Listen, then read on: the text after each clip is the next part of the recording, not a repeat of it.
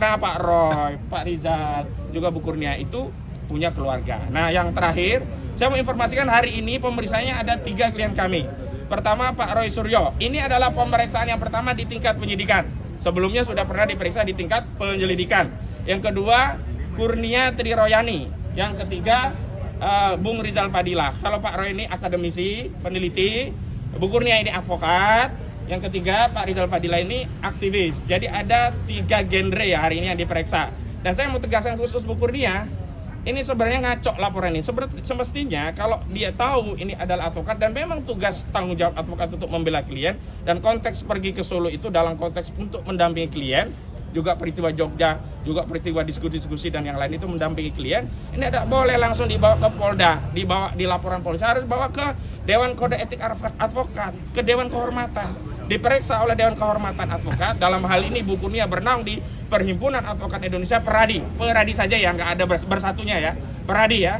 Ya itu harus diteliti dulu apakah ini bagian dari tugas dan fungsi sebagai advokat yang menjalankan tugasnya dalam rangka untuk melaksanakan kuasa yang diperoleh dari klien, atau memang ini keluar dari itu. Kalau memang itu bagian dari tugas fungsi advokat, nggak bisa dipanggil oleh penyidik.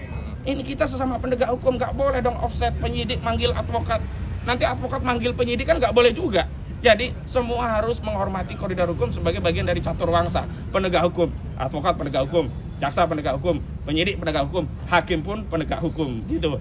Dan terakhir memang saya mau tegaskan ini berkaitan, masih lagi-lagi berkaitan dengan suatu peristiwa yang dikatakan ada dugaan tindak pidana. Jadi peristiwa pada 22 Januari 2025. Tapi kita belum tahu apa peristiwanya. Pak Roy sendiri dalam tahap penyelidikan sudah menyatakan nggak ada peristiwa yang dialami, dilihat, dia dengar di peristiwa 22 Januari. Tapi kita menghormati panggilan penyidikan. Jadi kalau kemarin ya kita melakukan penjadwalan ulang, bukan mangkir, karena kita resmi datang kemari. Dan hari ini kami ya secara kesatria ya mendatangi penyidik untuk memberikan keterangan sesuai dengan apa yang dikehendaki oleh undang-undang. Oke, jadi hari ini saya tidak membawa apa-apa ya, karena memang ini harusnya tidak ada apa-apa ya gitu. Jadi sebuah laporan yang salah, sebuah laporan yang konyol, ya banyak sekali kesalahan, dan harusnya sebagai Kapolda Metro Jaya yang baru ya, Bapak Irjen Asep ya, tolong koreksi anak buah Anda ya, anak buah Anda menjalankan tugas yang tidak semestinya. Ya, itu aja pesan saya. Dan kepada Pak Prabowo juga ya, kalau ini terjadi sesuatu maka di rezim Bapak Prabowo lah di pemerintahannya terjadi kriminalisasi dan terjadi intimidasi terhadap anak bangsa yang dilakukan oleh aparat kepolisian yang seharusnya itu tidak terjadi. Mas Roy, saya kira itu aja ya. Sejauh ini berarti PD nggak salah di kasus ini ya? Kenapa? Berarti sejauh ini PD nggak salah di kasus ini ya? Optimis kalau tidak salah. Oh iyalah, itu justru kami makanya berani menerbitkan buku itu dengan benar, gitu ya. Kami ya sebagai terlapor juga hadir untuk memenuhi panggilan Polda Metro Jaya ini. Saya kira walaupun bagaimana kita orang yang sangat menghormati hukum, justru yang kita sayangkan adalah pihak Polda Metro Jaya yang tidak menghormati hukum. Justru sebaliknya, lebih bernuansa pada kepentingan politik dengan memperalat hukum, sehingga menjadi mekanismenya tidak sesuai dengan aturan-aturan hukum, seperti yang tadi disampaikan oleh Pak Rozinuddin, bahwa banyak sekali hal-hal yang janggal, mulai dari soal awal pelaporan sampai pada proses waktu klarifikasi, sampai kini penyidikan atau naiknya klarifikasi ke penyidikan pun itu sebenarnya bisa dipersoalkan secara hukum. Saya kira ini menjadi tabungan untuk bagi para kuasa hukum untuk terus mempermasalahkan aspek-aspek hukum ini. Kemudian dengan menggabungkan laporan-laporan yang ada di beberapa Polres kepada laporannya Joko Widodo di Polda Metro Jaya ini, sebenarnya ada satu titik temu yang harus menjadi persoalan serius kita, yaitu ijazah Joko Widodo yang diduga palsu. Oleh karena itu dalam beberapa momen kita sampaikan seharusnya awalnya yang harus mengumumkan keberadaan ijazah itu adalah Jokowi.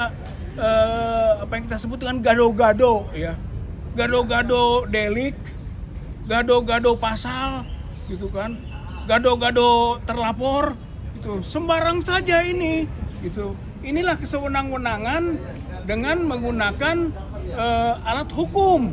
Saya kira ini sangat berbahaya Ini yang sedang kita hadapi sekarang ini bukan persoalan laporan Joko Widodo mengenai pencemaran dan fitnah. Bukan hanya itu. Ini persoalan bangsa mengenai bagaimana hukum diperalat oleh kepentingan politik atau kepentingan personal. Mantan Presiden RI 10 tahun. Saya kira ini persoalan yang sangat serius itu. Oleh karena itu, maka apa yang dihadapi oleh para terlapor sekarang dalam proses pemeriksaan itu pun menjadi bagian dari perlawanan kita untuk menegakkan terus keadilan, kejujuran, dan kebenaran. Saya kira ini adalah hal yang menjadi beban sekaligus kewajiban dari pihak terlapor, khususnya kuasa hukum juga, semualah kita, bahwa yang layak untuk diproses hukum itu bukan kami, bukan. Gitu. Kami yakin tidak layak ini. Ini dicari-cari. Yang lebih layak untuk diproses hukum itu Joko Widodo. Karena dia yang dituduh, dia yang dipermasalahkan mengenai ijazahnya, yang diduga palsu. Dia yang harusnya menjadi pesakitan. Oleh karena itu, sampai kapanpun kita akan mengejar. Sampai kapanpun kita akan melawan. Kita pribadi atau kita sebagai komunitas para pejuang kebenaran, kejujuran, dan keadilan, atau warga masyarakat yang akhirnya sadar bahwa sebenarnya yang diyakini bahwa ijazah Joko Widodo itu palsu. Dulu awalnya keyakinannya jangan-jangan asli, gitu kan. Nanti dimunculkan yang asli. Sekarang nonsen, nggak ada itu yang asli, yang disebut dengan kemungkinan berbeda dengan apa yang sudah ada sebagai konsumsi publik. Nggak ada itu. Yang ada sudah dianalisis, sudah dibongkar, sudah dikaji, sudah diteliti oleh Dr. Roy, Dr. Rismon, Dr. Tifa, dan yang lain-lain juga yang ikut serta menelaah bahwa sebenarnya kalau yang begitu itu ijazah palsu namanya. Gitu. Dan itu yang harus menjadi sekarang kewajiban dari Joko Widodo, membalikannya bahwa ijazahnya asli. Bukan kita yang menuduh ijazah palsu harus membuktikan. Yang harus membuktikan sekarang adalah Joko Widodo bahwa ijazahnya asli. Karena rakyat, masyarakat, bangsa Indonesia sudah yakin bahwa ijazah Joko Widodo baik yang SMA maupun yang perguruan tinggi atau UGM itu palsu. Makanya saya juga ikut serta membuat buku. Ya, gitu betul. ya. Bukunya itu ini. Publik Yakin Ijazah Jokowi Palsu. Itu mudah-mudahan menjadi komplement dari kasih. buku induknya. Ya, buku induknya Dr. Roy, Dr. Rismon, Dr. Tifa mengenai Jokowi's White Paper. Ya. Ini pandangan publik sekarang. Politik, sosial, hukum, dari pandangan publik masyarakat tadi tentang bagaimana mereka melihat ijazah Joko Widodo ini. Intinya adalah publik yakin ijazah Jokowi palsu. Saya kira kita akan berjuang terus. Apapun yang terjadi pada proses-proses hukum tidak akan mengurangi perjuangan kita semua. Insya Allah kebenaran akan terbukti, kejujuran menang, mengalahkan penipuan, kebohongan yang dilakukan oleh Joko Widodo. Saya kira ini yang menjadi penting. Mudah-mudahan sekarang adalah fase menuju cepat terkuaknya ijazah palsu Joko Widodo. Terima kasih. Assalamualaikum warahmatullahi wabarakatuh.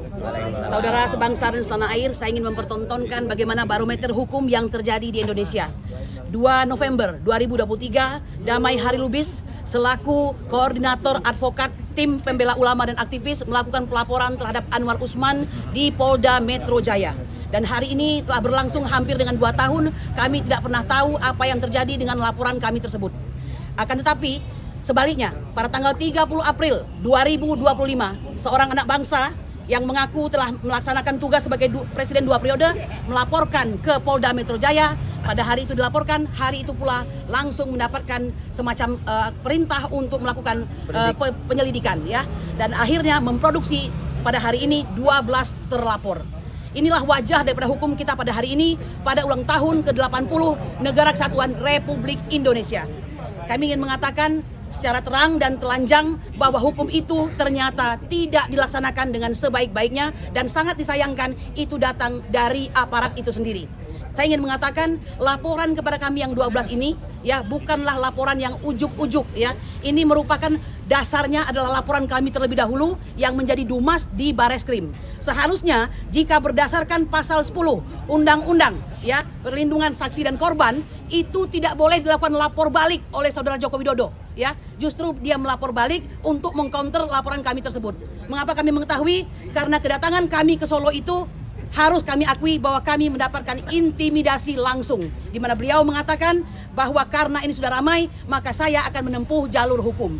Jalur hukum yang dimaksud itu bukan melakukan gugatan ke suatu pengadilan negeri, bukan, akan tetapi mempolisikan. Dan inilah akhirnya kami telah sampai di fase penyidikan. Sebagai anak bangsa kami mengatakan tidak ada satupun di antara kami yang takut di penjara, tapi tidak pantas kami di penjara.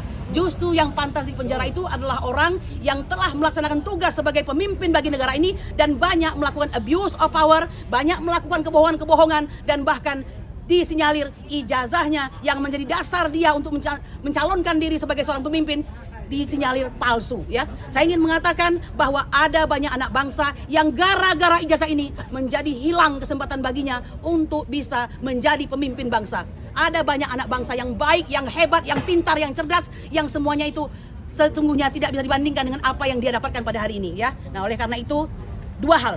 Jika kau memiliki ijazah ya Bapak Jokowi yang kami hormati, lalu Anda tidak menunjukkan, itu berarti ada mens rea apalagi digunakan untuk memenjarakan orang. Tapi jika Anda memang tidak mempunyai ijazah tersebut, maka itu berarti sebuah kejahatan. Demikian, Assalamualaikum warahmatullahi wabarakatuh.